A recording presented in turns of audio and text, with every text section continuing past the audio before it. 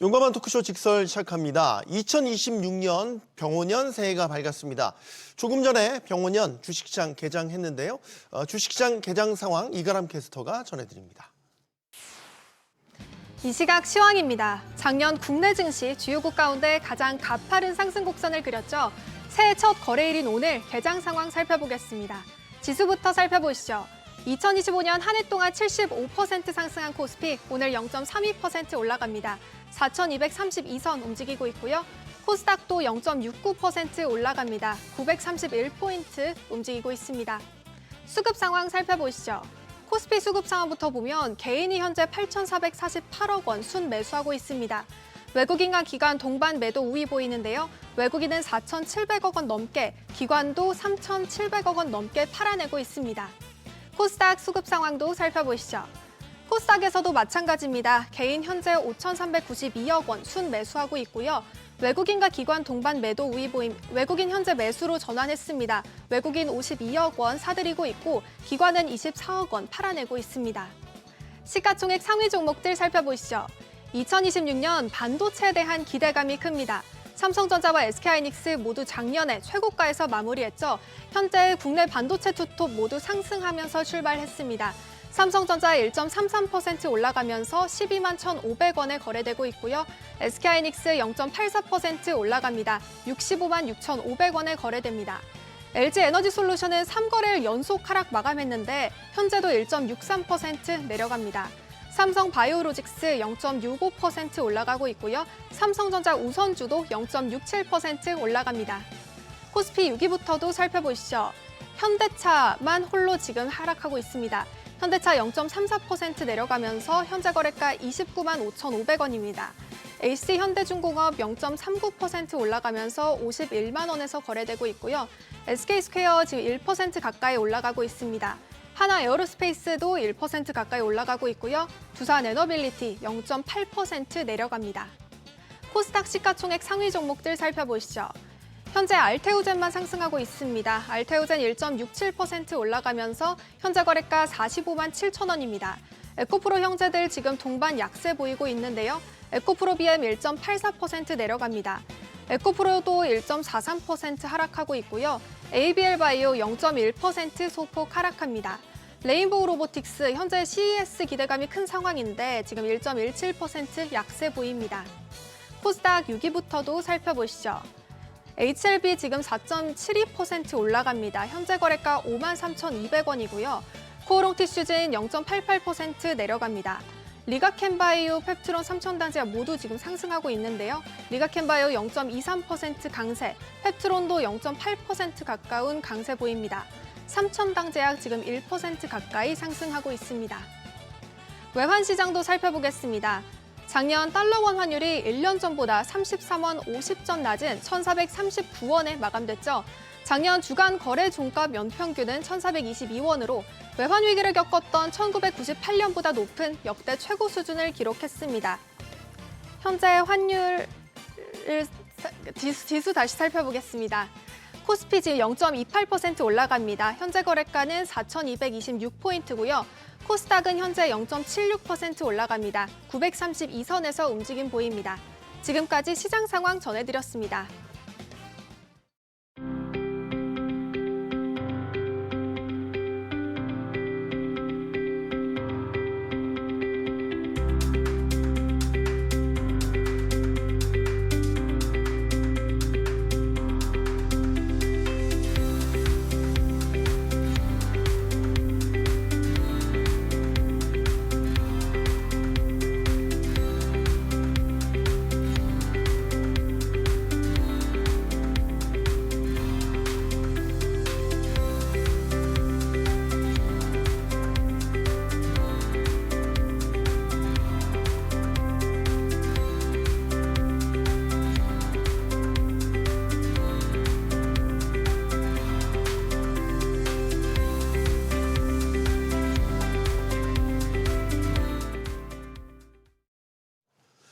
(2026년) 병오년 새해가 밝았습니다. 올해는 붉은 말의 해로 도약과 전지를 상징하는 해라고 할 수 있죠.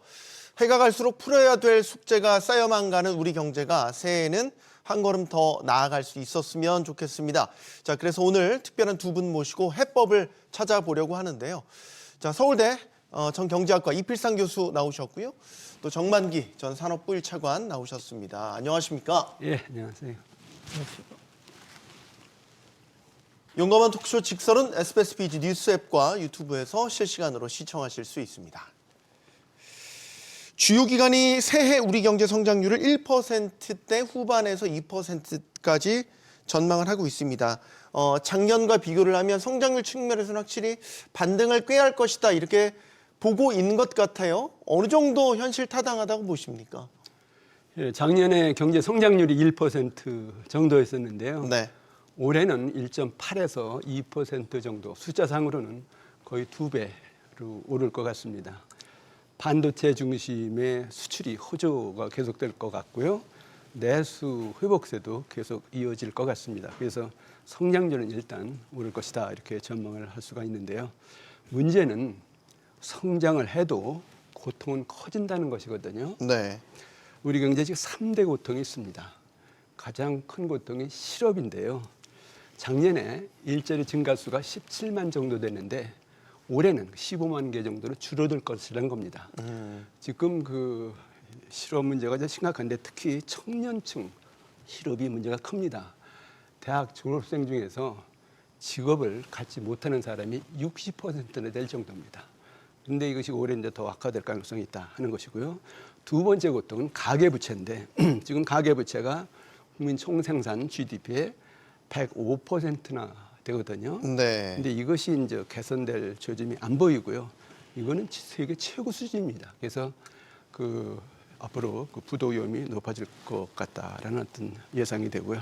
또 세 번째 고통이 물가인데요. 작년 물가가 평균 2% 정도였는데 환율이 오르면서 요즘 물가가 계속 오르고 있거든요. 그래서 네. 올해 이것이 2.5%까지도 오를 수 있다. 그런 어떤 전망이 나오고 있습니다. 그래서 이런 고통이 계속 커지고 있는데 경제가 성장을 한다고 해도 고통이 커진다는 겁니다. 왜 이렇게 되겠느냐 하는 건데 그 기저효과라는 겁니다. 작년에 성장률이 아주 낮았어요. 네. 여기서 1.8% 올라봤자 실제 성장은 별로 되는 게 없다는 뜻이고요. 네. 또 하나는 성장이 일부 수출 대기업의 반도체 중심으로 이루어졌기 때문에 사실은 그게 파급 효과가 별로 없다는 것이거든요.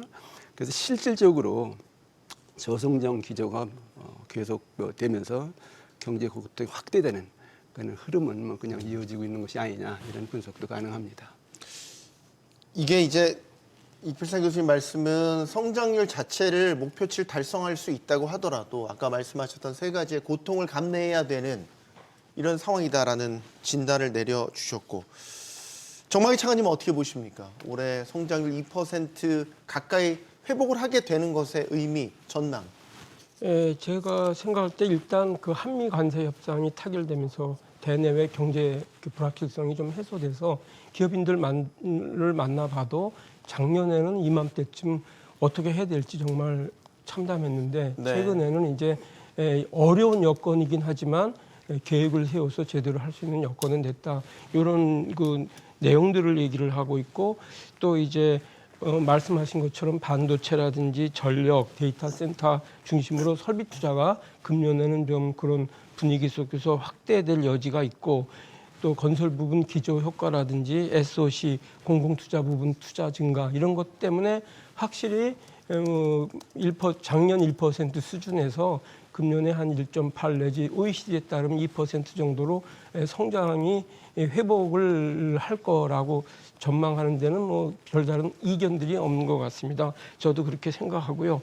뭐 우리의 경제의 구조적인 문제들 그거는 이제 이필상 교수님 말씀대로 여러 가지가 있는데 그건 차츰차츰 오늘 좀 얘기를 하면서 풀어가야 될 과제가 아닌가 이렇게 생각합니다. 네, 제가 이필상 교수님한테 하나 더 여쭤보고 싶은 거는 우리가 지금 성장률을 따지는 데 있어서 이제 대외적인 수출이 있고 내수가 있고 하잖아요. 수출은 사실 작년에 7천억 달러 금자탑을 세웠고 새로운 이정표를 마련했단 말인데 내수 부분을 보면 최근 발표된 소매 판매 같은 걸 보면 사실 그 명절 효과라든지 소비 쿠폰 효과가 사라지니까 또 바로 또 떨어지더라고요. 그러니까 사실 이런 단기 부양 효과가 아니면 여전히 근본적으로는 여전히 내수 침체 상황에 있다 이렇게 판단을 할 수 있는 데이터가 나온 건데 내수 상황을 어떻게 보시는지 의견을 좀 여쭈고. 내수 경기 부양 뭐 이것이 뭐 부분적인 효과는 있겠지만은 기본적으로 내수 산업이 무너졌다는 겁니다. 그래서 지금 뭐 돈을 조금 푼다고 해서 그것이 살아나는 그런 어떤 상황은 아니고요. 여러 가지 이제 뭐 구조적으로 개혁을 한다거나 또는 신산업을 발전시킨다거나 네. 등등 해서 이제 내수 산업을 일으켜야 된다는 거죠. 근데 지금 그것이 자꾸 무너지고 있는 상태라 뭐 수출 좀 돼가지고 성장률은 오를지 모르지만은 실질적으로 이제 경제적으로 어떤 그 나아지는 그런 현상은 안 나타난다는 겁니다. 네. 자, 성장률은 어쨌든 반등할 기대감이 커지고 있기는 한데 기업들 입장에서 보면 새해에도 여전히 경영에 있어 불확실성이 크다라는 이야기들을 많이 하고 있습니다. 그리고 이제 경기가 더 나아질까? 아니다라는 쪽에 무게가 좀 실리고 있는 것 같아요. 그러니까 기업들이 바라보는 기업 경기 이건 아직 완전히 추이가 풀리지 않았다. 이렇게 보고 있는 것 같은데 원인이 어디 있다고 보십니까? 일단 내수 부분, 수출 부분 좀 나누면 아까 이필상 교수님이 제시한 통계에 전 답이 있다고 생각해요. 내수 부분은 가계 부채가 GDP 대비 105% 증가라는 건 구매력이 그만큼 이제 약화됐다는 거고요. 대부분의 가계가 또 대학생들 청년 실업률이 60% 이상이라고 한다는 건 가서 항구적으로 소득을 창출할 수 있는 여건이 많이 약화됐다는 거고 그건 구매력으로 이어지기 때문에 전체적으로 내수가 구조적으로 안 좋다 이렇게 이제 거기서 답을 찾을 수 있다고 보고요. 네. 그리고 이제 우리가 수출이 작년에 잘 됐다고 하지만 반도체를 빼면 수출이 잘 된 건 아니거든요. 네. 그러다 보니 이제 한경협에서 매출 1,000대 대기업을 대상으로 해서 이제 그 조사를 한 거 결과를 조금 전에 말씀해 주신 것 같은데 금년 수출 같은 경우 컴퓨터, 반도체, 무선 통신기기, 디스플레이 이런 것들은 그래도 3%에서 한 8%까지 성장이 예상되지만 자동차, 철강, 석유화학 특히 뭐 석유화학 같은 것은 마이너스 6%, 석유제품 네. 마이너스 13%, 또 시멘트 마이너스 3.7% 등 업종 간 지금 명암이 엄청 다르게 나타나고 있으니 답을 하는 분들이 아마 섞여 있을 건데 네. 대부분 인원이 이 안 좋은 쪽에 있는 분들이 많을 거기 때문에 네. 거기서 답을 하다 보니 전체적으로 안 좋은 걸로 나타난다. 수출도 반도체법은 빼면 좋은 상황이 아니다. 이런 게 결합이 돼서 2% 정도 성장은 한다고 하지만 내용적으로 볼 때는 아주 이렇게 썩 좋은 모양은 아니다. 이런 얘기를 드릴 수 있을 것 같아요. 그러니까 기업들이 이제 늘 얘기하는 내후외환이라고 해서 이제 대내적으로 보면 뭐 경기도 안 좋지만 예를 들어서 조금 뭐 노동계 이슈라든지 그런 것들에 대한 부담을 좀 더 느끼는 것 같고 대외적으로 보면 뭐 예를 들어서 작년은 이제 트럼프 행정부의 관세 전쟁도 있었고 환율 문제도 있고 따지고 보면 경영 요인들에 있어서 불확실성이 커질 수밖에 없는 네. 대내 환경들의 직면에 있는 것 같아요. 예, 뭐 기업 환경이 올해 녹록지는 않습니다. 그 트럼프 관세 정책의 큰 어떤 리스크는 뭐 일단 좀 진정이 됐다고 하지만은 보호무역 체제, 그다음에 자국 이기주의 이런 건 거의 지금 뭐 고착화되어 있는 그런 상황이란 말이에요. 네. 그래서 이제 무역 환경이 굉장히 나빠졌다 이렇게 이제 볼 수밖에 없는데 그래서 뭐 지금 수출하는 건 말씀하셨지만은 반도체에는 다른 어떤 뭐 자동차나 석유화학, 철강 주력 수출 품목들 다 올해 전망치가 마이너스예요. 그래서 무역 환경이 굉장히 안 좋은 상태다 하는 얘기고요.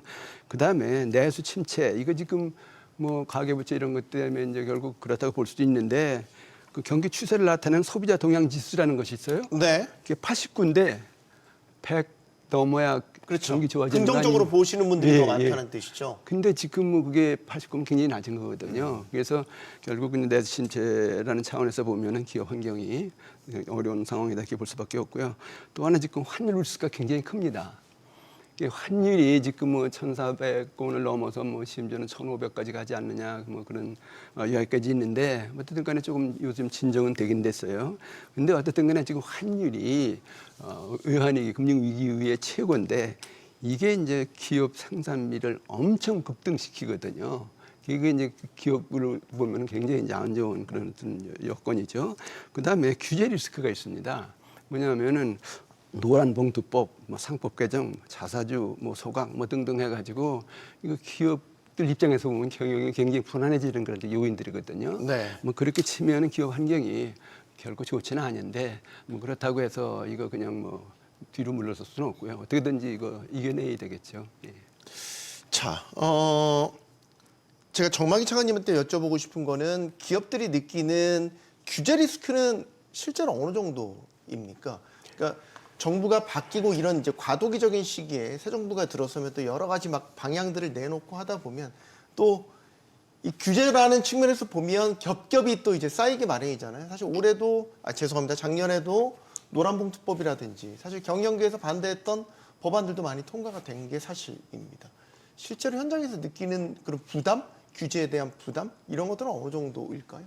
예, 기존의 규제들이 완화되지 않은 가운데 친환경적으로 새 정부가 그 기업 여건을 만든다고 하면서도 또 각종 형사처벌을 과태료로 전환하겠다고 또 말씀은 하면서도 실질적으로 경미한 것들은 풀어주는 모습을 보이지만 네. 더 중요한 규제들이 들어오는 게 문제라는 인식들이 있습니다. 그러니까 예를 들면 노란봉투법이 대표적인데 노란봉투법이 정말 문제가 좀 있어요. 어떤 문제냐면 그 잘못하면 우리 그동안 한 60년 동안 쌓아왔던 우리의 경쟁력의 핵심 요소가 망가질 여지가 좀 있어요. 우리의 경쟁력이라고 하면 대기업과 그 하청업체들 간의 장기적 협력 관계 또 기술 협력 관계가 경쟁력을 영미 기업들에 비해서 올려준 그런 것이 이제 뭐 공통된 인식인데 학자들 간에도 네. 이게 이제 하청에서 원청에 대해서 그 노사 협의를 제의했을 때 뭐 못하게 한다든지 안 한다고 하는 경우에는 형사 고발까지 할 수 있게 됐거든요. 네. 근데 거기서 핵심적인 게 뭐냐면 실질적으로 구체적으로 지배하는 관계가 있느냐 없느냐가 이제 원청과 하청 간의 장기적 협력 관계의 이제 그 양상이죠. 예. 그러면 대기업이 대응할 수 있는 방법은 뭐냐? 일단 이런 장기적 협력 관계를 끊어버리는 거예요. 그런 단기적인 계약경 관계로 그냥 바뀌겠죠. 네. 그렇게 되면 예를 들면 뭐 지속적으로 기술 지도해가면서 그 부품을 공급받던 그런 기업들이 입찰을 통해서 1년짜리 계약, 뭐 6개월짜리 계약으로 전환한다든지 또 장기적으로 하청업체 근로자들의 어떤 교육이라든지 이런 거를 쭉 해왔던 대기업들이 그걸 네. 끊고 그냥 납품 단가를 싸게 제공하는 그런 업체들만 선정을 한다든지 하면 우리가 한 70년 동안 쌓아왔던 경쟁력의 원천이 잘못하면 좀 와야 될 수도 있는 그런 이유가 좀 되는데 이런 것들이 기업들이 생각보다 최근에 만나면 걱정들이 많습니다. 그래서 노란봉투법은 하나의 예지만 52시간 근로제 같은 거 지지난 정부에 도입이 되는데 이런 건 풀어주지 않고 또 무슨 최저임금 같은 경우도 여러 가지 어려운 업종들이 있는데 그런 업종에 대해서 유연성 있게 대응도 못하고 이런 여러 가지가 중복된 가운데 새로운 규제들이 도입을 해오니 이제 이 업체들은 상당히 좀 힘들다 이런 얘기들을 최근에 지금 만난 분들은 그런 얘기를 하시죠. 알겠습니다. 이건 팩트입니다. 네. 네. 새해 수출 전망은 어떻게 하십니까? 이제 작년에 워낙 화려한 피날레를 장식을 해서 7천억 달러라는 금자탑을 세웠고 지금도 흐름 자체는 특히 이제 반도체를 중심으로 나쁘지 않거든요. 그러면 어떻게 보면 올해 더 늘어날 여지도 있어 보이는데 환경 어떻다고 보십니까? 예, 그 중요한 거는 결국 이제 반도체 경기거든요. 그래서 올해도 수출이 이제 더 증가한다라고 했을 때 반도체가 주도할 가능성이 굉장히 크다는 겁니다. 그래서 무기협회가 나온 어떤 그 전망을 보니까 올해 반도체 수출 증가율은 플러스 5.9다. 그러니까 다른 거는 다 마이너스다. 뭐 이런 얘기인데 네. 이랬다고 치면 결국 이제 반도체가 뭐 수출을 좌우한다. 이렇게 이제 볼 수밖에 없는데요. 근데 지금 문제는 이 반도체의 경우 이게 우리나라 수출에 차지하는 비중이 거의 30% 정도 돼요. 네. 그리고 GDP에서 차지하는 비중이 한 15% 정도 돼서 우리 경제는 사실상 반도체 의존해서 움직일 수밖에 없다. 그런 어떤 구조인데 이게 우리나라 경제의 일종의 외나무다리라는 거예요. 그래서 반도체를 결국 이제 그 다리 위에 경제가 가고 있다 이렇게 볼 수 있는데 이 반도체가 지금 좀 불안한 요인이 있습니다. 뭐냐면은 반도체가 작년에 그렇게 수출을 많이 할 수 있었던 가장 큰 요인이 AI. 네, AI 투자 붐 때문이죠. 예, 그죠. 근데 AI가 거품이 아니냐. 해가지고 지금 미국 그 일부 전문가들은 뭐 거품으로 꺼질 확률이 30%가 넘는다. 그런 어떤 분석까지 나오고 있어요. 그래서 네. 만약에 AI 거품이 꺼진다고 한다면 정말 반도체 수출이 타격을 받을 수밖에 없고 그렇게 되면 우리 경제 성장률도 아마 큰 타격을 받을 겁니다.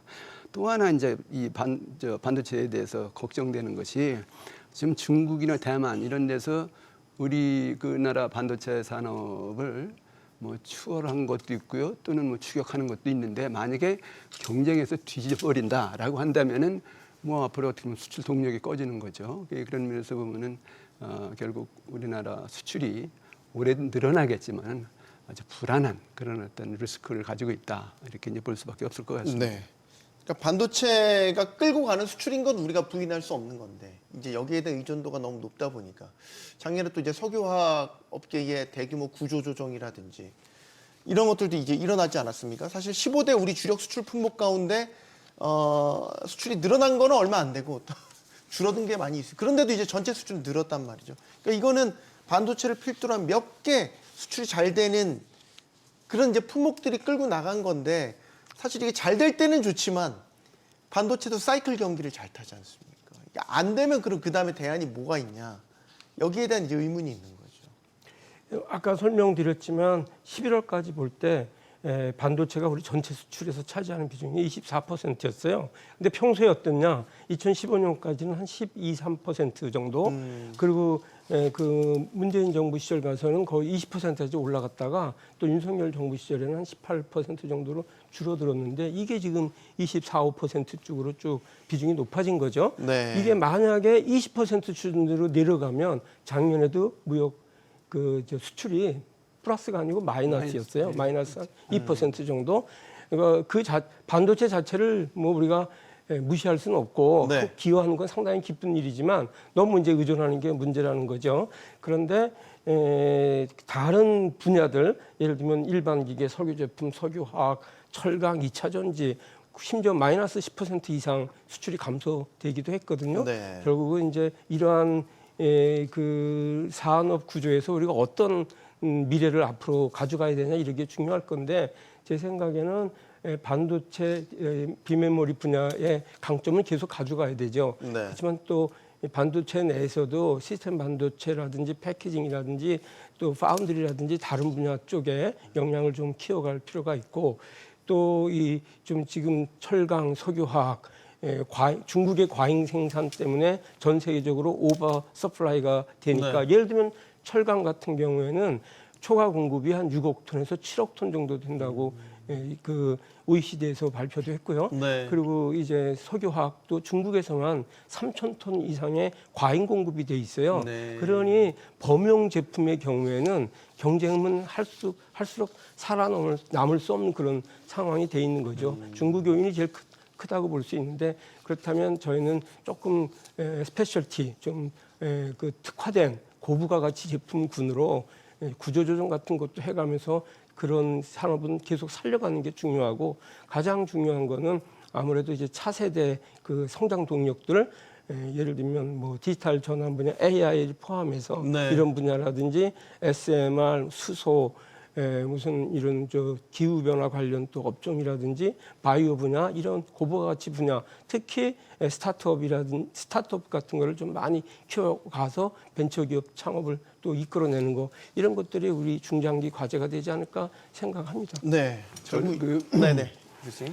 지금 뭐 굉장히 반도체 수출 의존도가 높고 이게 흔들리면 이제 경제가 큰일이다 이런 어떤 뭐 상황이라고 볼 수도 있는데 지금 우리로서 빨리 대응해 나가야 될 그런 어떤 과제가 AI 전환. 네. 이거 빨리 하라는 겁니다.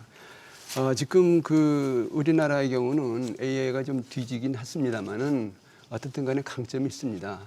그 AI의 필수적인 반도체가 우리나라 굉장히 발전돼 있고요. 더군다나 그 인터넷망이 뭐 세계 최고 수준이란 말이에요. 그렇죠. 그래서 그 이 AI라는 것이 이제 결국 이제 어떻게 빨리 이제 AI로 전환하냐 그게 이제 어떻게 보면 이제 중요한 문제인데 이 AI 전환이라는 것이요. 이게 뭐 제조업, 유통업, 금융업, 의료, 교통, 콘텐츠, 뭐 일반 생활 안 적용되는 데가 없습니다. 이것을 적용한다라고 했을 때 생산성이 획기적으로 오른다는 겁니다.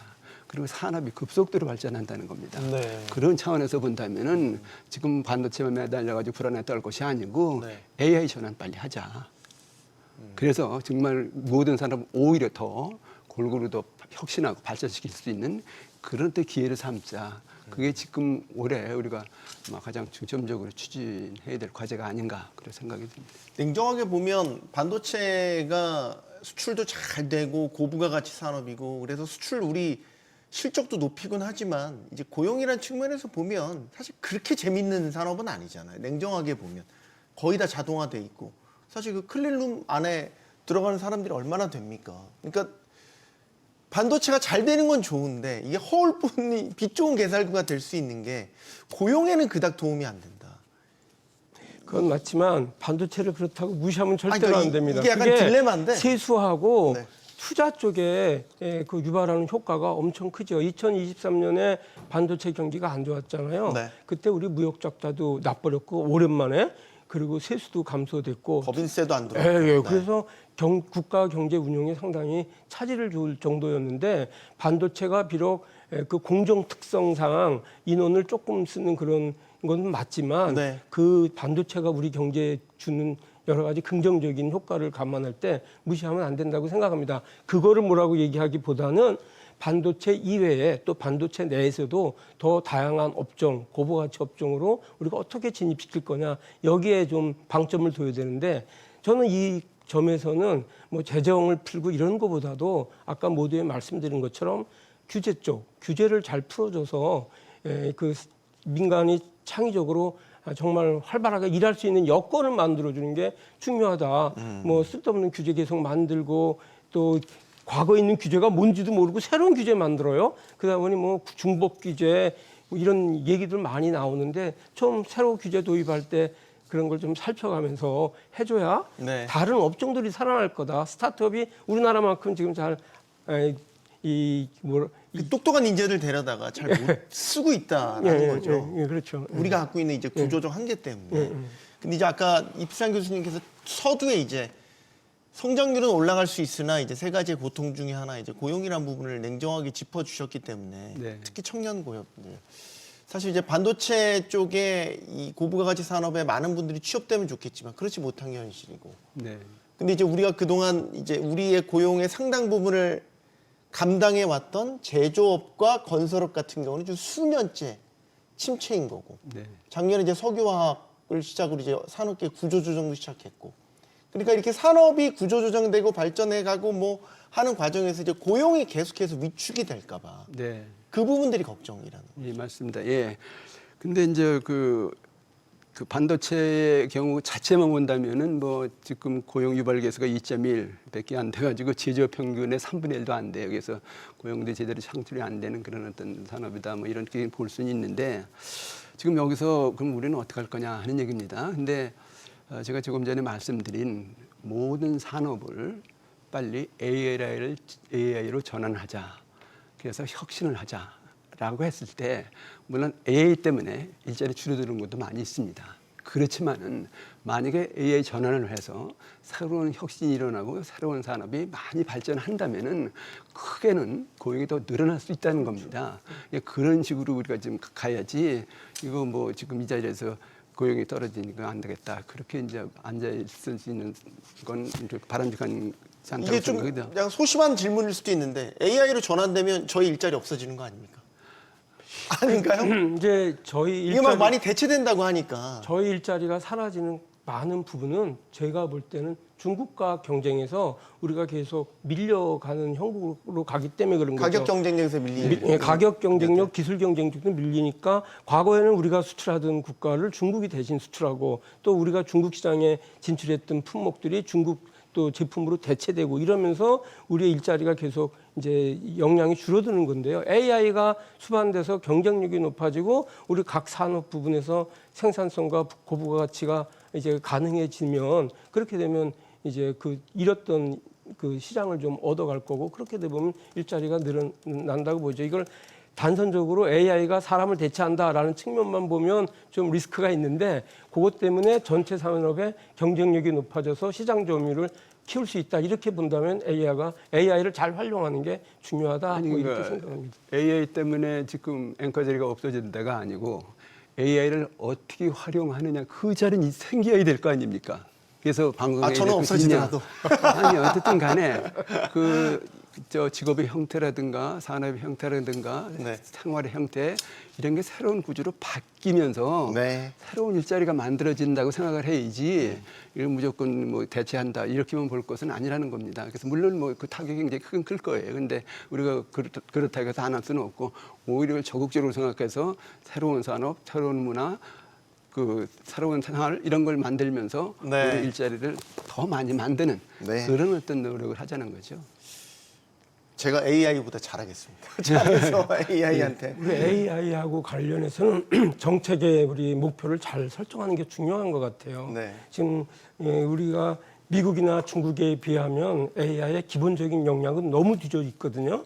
예를 들면은 그 투자도 미국이 한 1,000억 불 정도 2024년에 했고 중국이 100억 불 정도 했는데 민간에서만 우리는 뭐 아주 거의 좀 미미하고 컴퓨터 규모 같은 거 그 보면은 그 GP 같은 경우에 미국이 전 세계의 75%, 중국이 15%를 차지하고 있어요. 우리나라 겨우 10,000장 정도 이제 GPU가 이제 공급된다는 거잖아요. 근데 미국에서는 민간 기업 혼자서 10에서 20만 장 이 정도 되고 네. 또 연구 특허 총량에서도 특허의 70%가 중국, 또 한 15%는 미국 이렇기 때문에 이 AI의 기본적인 역량을 가지고 그쪽에서 뭐 LLM을 개발해서 AI 모델 같은 걸 개발하겠다.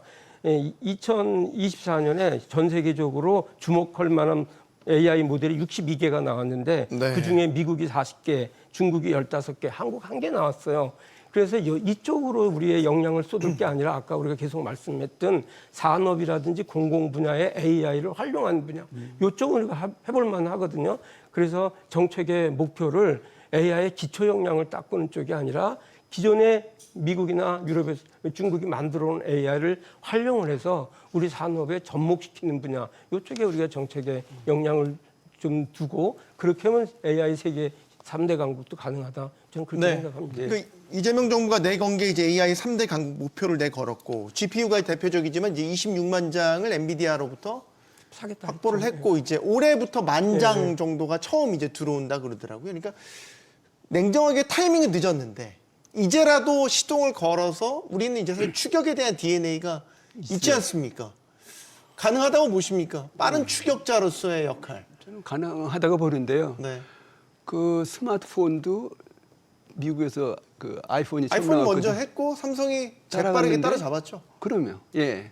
그래서 이것도 뭐 우리는 못할 이유가 없다는 얘기인데 특히 이제 뭐 기본 모델 이런 차원보다도 이게 전환 차원에서는 우리가 빨리 할 수도 있다는 겁니다. 예, 접목시키는 거.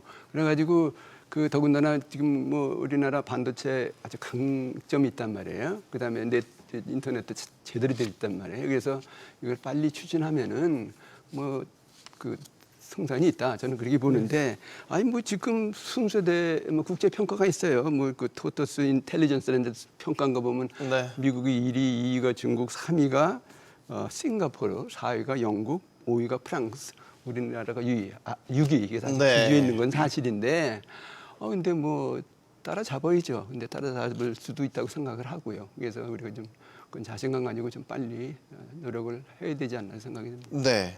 사실 이게 판만 잘 깔리면 저희가 이제 패스트 팔로우로서 DNA를 확실하게 갖고 있고 여러 성과를 많이 냈지 않습니까? 그러니까 AI 분야도 가능하고 충분히 잠재력도 있고 저희가 이제 인재도 좋지 않습니까? 고등교육을 받은 인재들도 워낙 많이 있어서 그들을 이제 잘 활용하고 성과를 내게끔 판을 잘 깔아주는 게 중요할 것 같은데 예를 들면 이제 그런 거죠. 과거 닷컴 버블이 아니죠. 그러니까 그 닷컴 열풍 시절에 네이버와 카카오가 탄생했지 않습니까? 그러니까 네이버와 카카오가 탄생해서 그들이 또 이런 포털 산업부터 해서 만들어 놓은 또 뿌린 씨앗들이 있지. 그 생태계를 기반으로 또 여러 기업들이 자라났지 않습니까? 요것도 이제 AI 시대로 요걸 옮겨가 보면 제2, 제3의 네이버 카카오가 또 나올 수 있는 잠재력을 우리가 갖고 있는 게 아닌가라는 생각이 드는데 아니 저도 그 점을 좀 강조하고 네. 싶은데 AI 전환시키면 새로운 산업, 새로운 직업이 많이 생길 겁니다. 뭐 그런 차원에서 우리가 AI 도입하면은 뭐 정말 일자리 다 뺏긴다. 그런 어떤 패배감에 젖어서는 안 된다는 거죠. 예. 알겠습니다. 그래서 뭐 네이버, 카카오처럼 AI 도입되면은 뭐 새로운 어떤 그 산업, 직업이 많이 생긴다 이렇게 봐야 될 것 같아요. 네. 작년 전 세계 글로벌 경제를 뒤흔들어 놨던 이슈는 트럼프 행정부의 관세 전쟁이었습니다. 우리는 뭐 한미 간 관세 협상 타결을 지었고 뭐 세계 주요 국가들이 다 미국과 여러 우여곡절 끝에 타결을 지었지만 이제 그 여파는 올해 아마 더 뚜렷하게 나타나지 않을까 싶습니다. 어떻게 전망하십니까? 이 관세 리스크라는 게 2026년에는 어떻게 작용할까요? 예, 관세 리스크가 일단 변동성은 이제 완화됐다고 봐야 되겠죠. 네. 미국이 이게 유효 관세율이 작년 초만 해더라도 2.4%였는데 이게 작년에 거의 뭐 28%, 30%까지 일시적으로 올라가고 변동성이 좀 높았어요. 네. 그렇지만 이제 금년에는 관세 협상이 대부분 마무리되면서 한 16.8% 정도로 유효 관세율이 정착이 됐는데 우리 입장에서 볼 때는 이제 새로운 뭐 관세 협상이나 이런 게 걱정되는 게 아니고 이 높은 관세 16.8%나 되는 평균적으로 이거를 고관세 하에서 어떻게 수출을 늘려갈 거냐 네. 이게 이제 관건이라고 생각합니다. 그러다 보니 기업들이 그 높은 관세를 회피하기 위해서 미국에 많은 또 투자도 하게 되고 네. 그거는 또 뭐 우리나라 산업이 미국으로 이전하는 그런 효과도 있어서 고용이라든지 생산에 많은 이제 영향을 줄 건데 결국은 궁극적으로는 우리의 경쟁력을 높이는 일, 그다음에 환율이 뭐 환율을 부정적으로만 얘기하는 분도 많은데 제가 만난 일부 기업인들은 얘기는 작년에 이거 높은 관세에도 불구하고 우리 자동차라든지 몇 가지 품목이 네. 수출이 어느 정도 유지했던 거는 네. 사실 높은 환율 때문에 가능했다 이렇게 보는 사람도 꽤 있어요. 네. 뭐 수입업체들이야 좀 어려워졌겠지만 수출업체들은 그 관세 오른 것만큼 환율 효과를 약간 좀 상세를 상쇄시켰군요. 해줬다 이렇게 이제 보기도 하고 있거든요. 그래서 이제 금년에는 대부분 전망에 따르면 이 환율도 연말쯤 되면 1,400원대로 안정될 거다 이렇게 예측을 하고 있기 때문에 네. 이 기간 동안에 환율이 높은 이 기간 동안에 경쟁력을 여하히 높여갈 거냐 또 규제를 또 어떻게 풀어줄 거냐 이런 게 우리의 과제가 아닐까 이런 생각이 듭니다. 이필상 교수님께도 예, 지금 뭐 그 작년엔 관세율이 뭐 몇 %까지 올라갈 거지 모른다 해가지고 상당히 불안했었는데 네. 한 15%를 일단 뭐 이제 자리를 잡았으니까 뭐 그 정도 그거는 오히려 뭐 어떻게 좀 안도가 된다라고 생각이 되는데 관세 15%가 그게 낮은 게 아니거든요. 그런 차원에서 본다면은 지금 굉장히 어떤 불안한 어떤 환경이다 이렇게 볼 수 있는데 어떻게든지 상승성은 올려야죠. 그래서 이제 그 극복해야 될 과제가 이제 올해의 과제다 이렇게 볼 수가 있는데 그것도 중요하지만은 그 대미 투자 이게 상당히 걱정이 돼요. 지금 대미 투자 약속한 게 뭐 정부에서 약속한 게 현금 투자 2천억 불, 뭐 조선업 투자 뭐 1,500억 불, 또 기업들이 가서 약속한 거 1,500억 불, 한 5천억 불 되는데 그게 700조 원이 넘거든요. 근데 투자라는 것이 결국 그 나라 경제 성장의 기둥이에요. 근데 미국이 결국 우리나라 기둥 빼가는 게 아니냐 그 정도로 지금 규모가 크다 그런 얘기예요.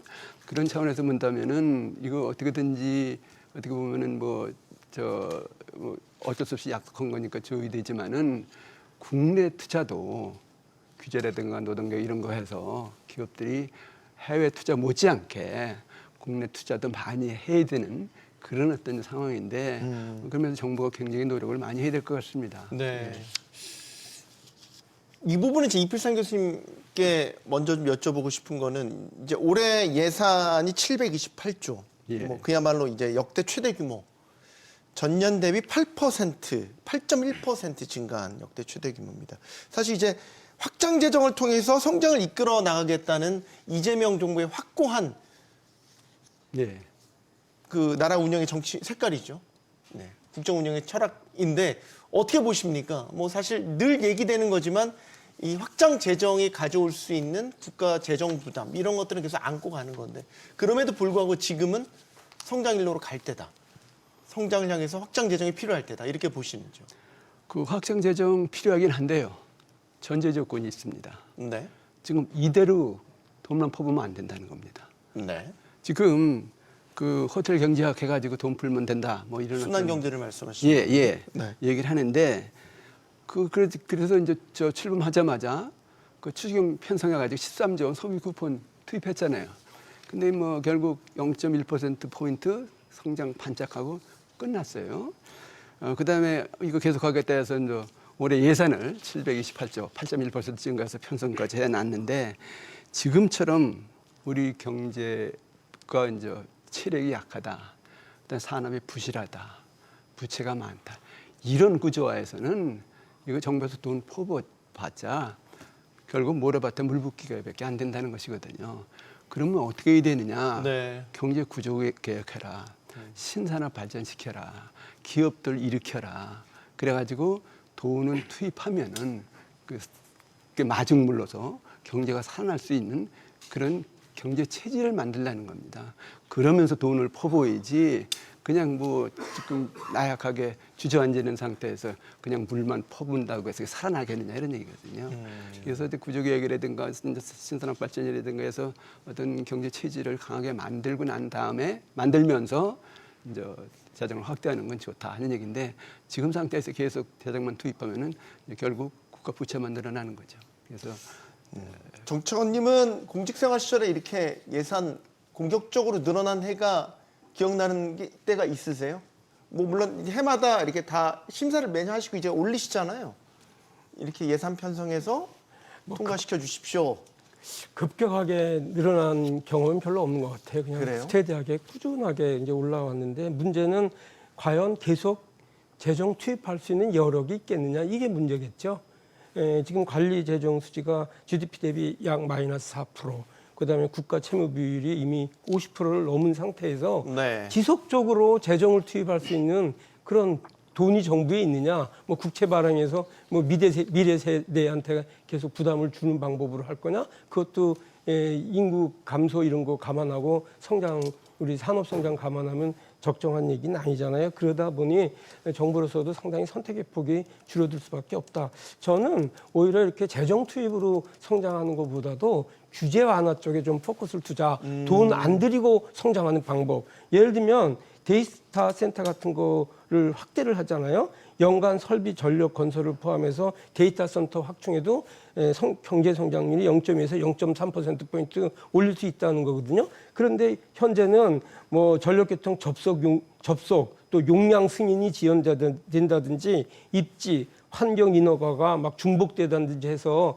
이게 시간이 많이 걸려요. 이거를 네. 한 1년 걸리는데 반여름만 단축해도 0.01% 정도는 올라가는 거고, 또 서비스업도 상당히 규제가 많은데 제조업 대비 생산성도 70%밖에 안 되는데 이걸 10%포인트만 올려줘도 규제 완화로 그렇게 되면 또 0.3%포인트 성장률이 올라가고 그 예는 수도 없이 많거든요. 네. 그리고 제 주변에도 투자는 하고 싶은데 사업 계획도 다 내놨는데 인허가가 안 나와서 지금 투자를 못하는 업체들이 꽤 있어요.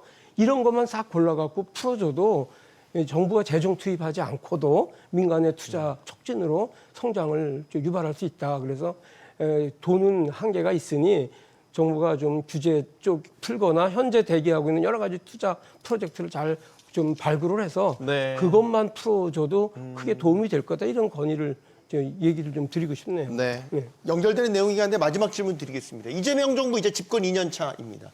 올해부터 이제 온전한 평가를 받을 것으로 보입니다. 집권 2년 차를 맞은 이재명 정부 경제 분야에 있어서 조언을 마지막으로 한 말씀씩 부탁드리겠습니다. 아니 뭐 지금 재정만 확대해서 돈을 풀겠다 뭐 그거 가지고 그치면 절대로 안 될 것 같고요. 일단은 저 부실 산업 구조 조정도 하고요.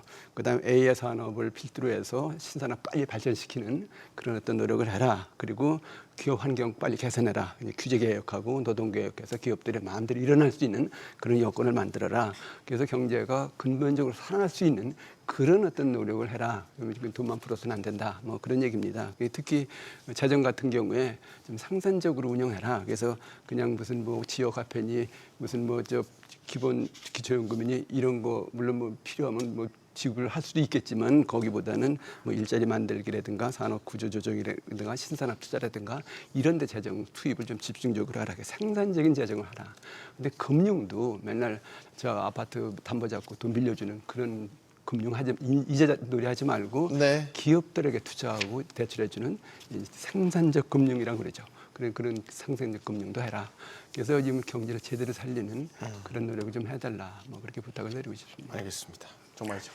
저는 요새 모든 정책이 단선적으로 한 부분에만 영향을 미치는 게 아니라 네. 아주 복잡하게 연결이 되어 있어서 한 분야의 개선을 위해서 정책을 만들어 놓은 것이 다른 분야에서는 오히려 개선이 아니라 부작용만 초래하고 환경을 악화시키는 경우가 많이 있거든요. 저는 노란봉투법도 그 취지는 상당히 좋다고 볼 수도 있어요. 하청 근로자들이 워낙 원청 근로자들에 비해서 열악한 근무 환경에서 근무를 하고 있으니 그런 것들을 개선하기 위해서 실제로 오더를 내리고 자본이 있는 원청하고 얘기를 해서 근로자들의 소득이나 삶, 근로 환경을 또 개선하겠다 취지는 좋죠. 근데 그게 전 세계에도 별로 없는 좀 법으로까지 만들어 놓으면 그 부작용은 오히려 근로자들한테 나쁜 영향을 장기적으로 미칠 수 있는. 왜 그냥 말씀드린 것처럼 그동안에는 우리가 장기적인 기술 협력 관계가 원청과 하청 간에 있었는데 네. 이제는 오히려 원청에서 장기적 근로 관계 못 가겠다. 내가 그러면 장기적 근로 관계로 가면 실질적 구체적으로 하청을 지배하는 게 되니 나는 이제 계약 관계로 일회성 계약 관계로 다 바꾸겠다. 이렇게 되면 하청 근로자를 위해서 같이 근무를 하거든요. 회사 내에서 거기에 뭐 휴게소도 만들어주고 식당도 운영해주고 그래서 근로자들 복지에 신경을 써줬었는데 이제부터는 1년짜리 단기 계약이니까 식당, 식사 제공, 휴게소 제공할 필요 없죠. 그러다 보면 그리고 이제 이제 노사 협의도 안 되는 거죠. 이제 장기적 협력 관계가 아니니까. 네. 그리고 이 궁극적으로는 우리의 경쟁력의 하나의 이 방법 중에 하나였던 장기적 기술 혁신 관계를 끊어냄으로 인해서 이 부작용이 훨씬 커질 수 있다는 거죠. 그래서 어떤 정책을 만들 때는 항상 단선적으로 이것만 해결하기 위해서 요 제도를 도입한다 이렇게 보지 말고 다른 쪽으로 미칠 수 있는 여러 가지 부작용을 감안을 해서 네. 일을 해야 될 거다. 그러려면 부처협의를 좀 철저하게 하라. 부처협의. 알겠습니다. 네, 이런 말씀을 드리고 싶습니다. 어느 한 부처가 반대하면 하면 안 돼요. 예를 들면. 네. 마지막 말씀에 깜짝 놀랐습니다. 2026년 병원연 붉은 말의 해를 시작합니다. 힘차게 달리는 붉은 말의 진가는 위기 속에서 발현되죠. 생사를 넘나드는 전쟁터에서 장수를 태우고 이 천리를 달린다는 적토마처럼 우리 경제가 위기를 딛고 솟구쳐 오르는 한 해가 되기를 바라봅니다. 용감한 토크쇼 직설 마치겠습니다. 여기는 모든 경제가 보이는 SBS 비즈입니다. 시청해주신 여러분 고맙습니다.